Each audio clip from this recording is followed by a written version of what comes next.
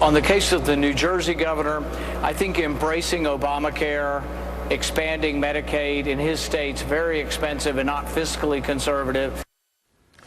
Well, Rhiannon lets it rip. Again, is this the issue that is going to cause a big rift between new and what they call traditional Republicans? Conservative columnist Kayleigh McEnany says expect to see more of this, and she welcomes it.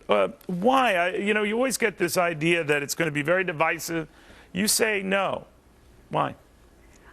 No, actually, Neil, I think that it's going to be pretty divisive among the Republicans who have chosen to accept Medicaid funding. So, for instance, Christie, Rick Scott, I think it's 8 Republicans now who have accepted Medicaid funding. And, Neil, that's just simply unacceptable. Why? We're seeing what Why is is it? absolute... The Chris Christie response is, look, it beats just having the health care law jammed down my throat. I'd rather save my taxpayers' money. I control what's being done with that Medicaid, though, in my state, not some bureaucrat in Washington. You say what?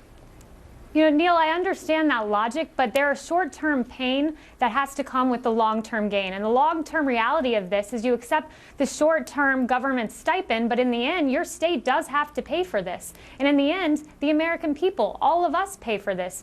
We need bold, fearless Republicans who are going to say, I reject Medicaid funding. Yeah, it might not be politically convenient. It might hurt me come re-election time, but in the long run, it's going to be better for my state and for the American people. We simply can't afford this. It's simply an untenable system. And I love seeing people like Bobby Jindal standing up and saying no. Rick Perry, great example, saying no. I am going to put my foot down and stand for conservatism. And it's about time Republicans do that. I'm done capitulating to Democrats. It simply is just not a good policy.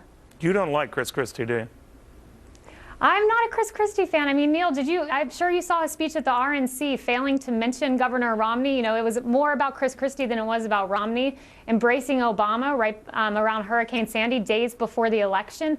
I mean, these are not actions of a man who has the best interest of conservatism and the best interest of our party in his mind. This is the interest of a man who wants to be president. And, I want someone who's going to put the country first. And I think Paul Ryan's a great example of someone who is about what's best for this country. And that's what we need. We need a Reagan-esque type figure. He would argue, Kayleigh, you need someone who can win over groups that typically don't go Republican. Independents, minorities, Hispanic voters. You got the majority of Hispanic voters in New Jersey. You got a higher percentage of African Americans than a typical Republican would. That he's your method to winning. You say what?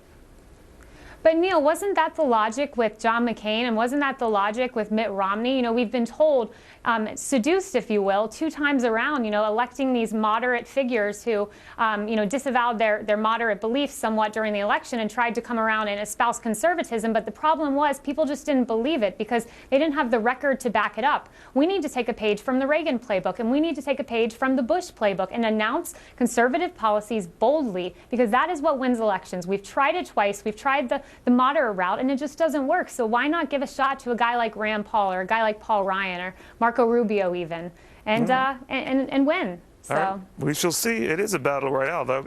Kayleigh, good seeing you again. Thanks, Neil.